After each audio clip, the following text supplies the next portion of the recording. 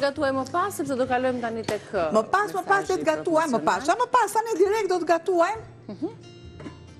Një sup me qep, që është një super sup. Sup me qep, super sup. Shihemi pas mesazhit promocional.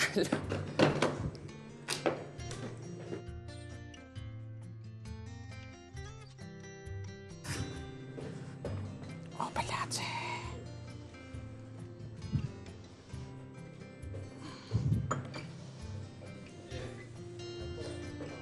Gjesi. Mirë mëngjes.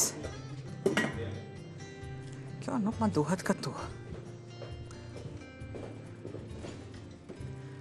Këtu kam unë kos? Kam kos. Shumë në regull.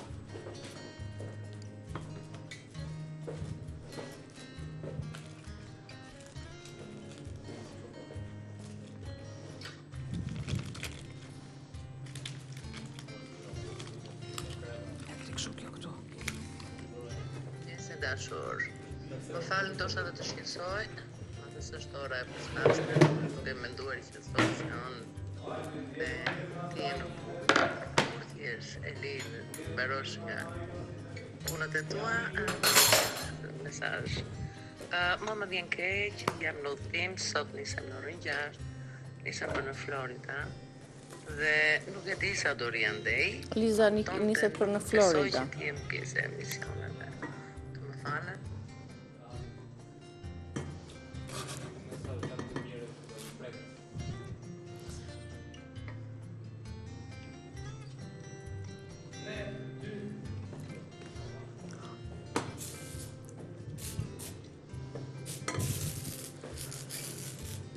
Është momenti tani për të përgatitur supën.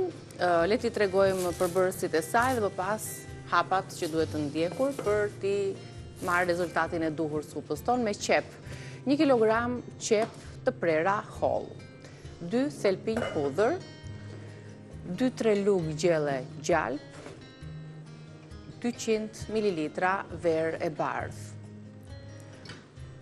1.2 apo 1.5 litër lëng mish viçi ose lëng pule, një gjethe dafin, 150 apo 200 gram djath i grirë, krip, piper, trumz, buk fshati ose baget.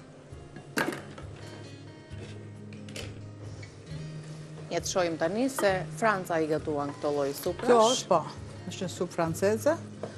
Gjë që ne nuk i kemi bërë në gjysmë hënë qepët, po i kemi prerë të imta. Pra e njëjta gjë. Ka shtesën bagetën. Ne s'kemi pas baget vogël, ne merrni fatbukë dhe normalisht verën, nuk bëni verën, në vend të verës ne shtojmë uthullën. Pra, janë gatime, prandaj them vazhdimisht, janë gatime tradicionale dhe gatimi kulinaria asnjëherë nuk ka kufi. Absolutisht. Ne qepën e përdorim, kështu siç është karamelizuar, e përdorim edhe tek byreku me 2 pet, korça për shembull e gatuan shumë, byrek me qep, duke i shtuar pastaj një vezë pret me vezë, siç bën atë byrekun me arme. Pra, e përdorim edhe në gjell, me qep. Me pak gjalp. Gjalp, vaj, gjë që fillon edhe të zbutet qepa, derisa të marri atë ngjyrën e duhur. Ngjyra kafe, shtojmë pak ose fare sheqer, që është opsionale, për një karamelizim akoma edhe më të mirë.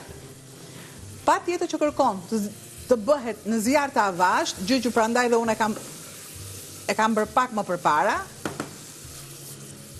Nuk kalon, absolutisht nuk kalon as në blender për të bërë kremozë, sepse lezetin e ka kështu, lezetin, shien si të doni ju, atë shkën si ka.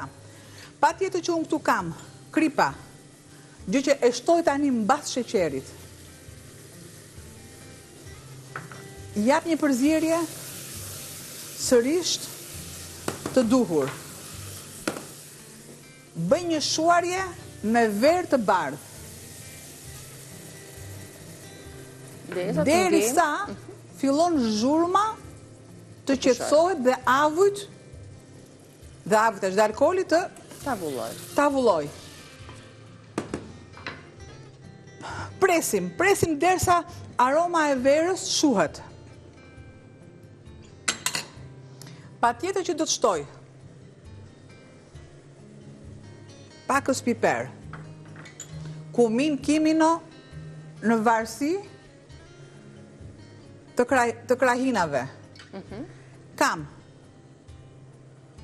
2 thelpi hudhër, gjë që i kaloj në rende.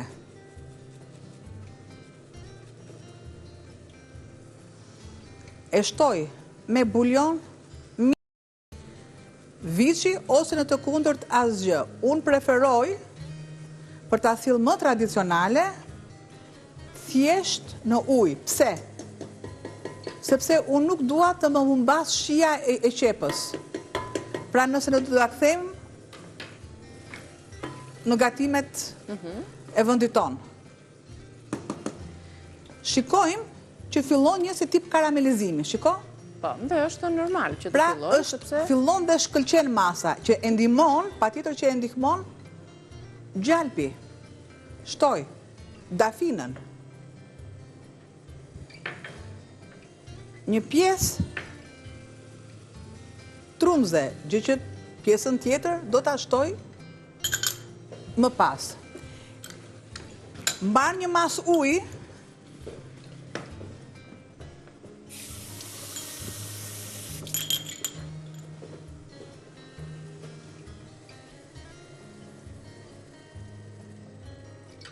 ja, kur qetësohet edhe zhurma, e lëm që të zjej, gradualisht, e lë të zjej. Kam një mas djathi. Djathi mua më duhet të jetë i fort. Të jetë i fort. Dhe jo pa qëllime kam lënë të tillë. Në pjesën e hudhës nuk ka problem. E gri imët.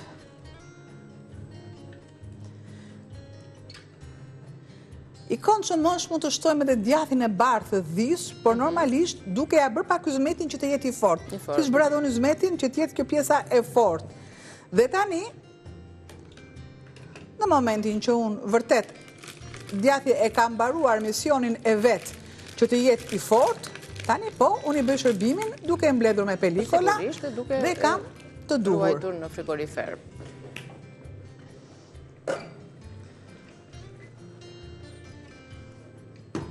Do t'i shtoj një mas gjalpi, gjë që masën e gjalpit unë e përgjysmoj që në fillim.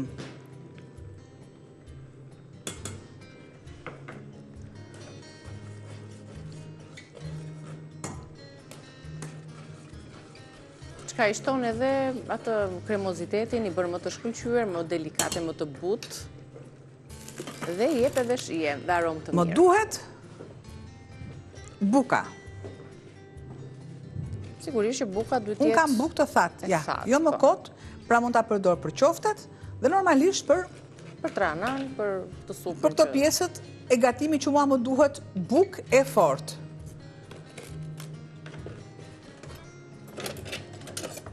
S'më duhet që ta kaloj fare në nxehtësi.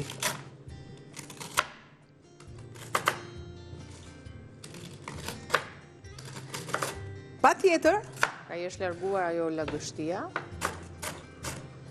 Për të pasur për shembull tek trahanat, normalisht merrni një copë beze ose thjesht edhe klufët e asikut, vendosni bukën dhe ju ta keni bukën e thatë. Pra, gjatë gjithë dimrit, unë vetë të them drejtë nuk e kam bërë, por shikoja të gjitha gratë jashtë në vendin që kam jetuar, vendosnin të gjitha këto në formën e zajreve. Dhe asnjë copë buke nuk e hidhin poshtë, asnjë copë buke, pra gjithçka. Sepse dhe kthehet në galetë. Në sallatat e duhura për shembull, në salcat e duhura, gjë që ne do t'i bëjmë sepse është edhe muaj i tillë, do shikoni që buka hyn në çdo salc. Në çdo salc. Pra, e lëmë një anë edhe pjesën e këtë që prem e kemi për ta servirur kur të ketë zjerë supa, ne o ta lëmë të zje dhe pak minuta, se kemi ato minutat e publicitetit, që të zje dhe vetëm aroma që lëshon, është ajo ndërthurja e erzave, qepa gjithashtu, e vendos dhe e lë të bëhet. Rezultat të shkëlqyer. Do të kalojmë në publicitet, do supën do ta lëmë të zje avash dhe kalojmë pastaj te receta e tretë. Një recetë shumë e thjeshtë, kunguj me kefir, me hudhra dhe me kefir. Super, edhe e shëndetshme, e shishme pashtu për vaktet më të lehta. Receta tjetër është supa me qep. Supë me qep të prera holl, të kaurtisura, të karamelizuara, me bythel pinjudhër, me gjalp, pak verë të bardhë për të ashuar, lëng mishi, dafin, djathi grir, kri piper trums dhe buk fshati ose buket. Kjo është supa. Kemi shtuar edhe kubik me buk të thatë dhe ju bëft mirë.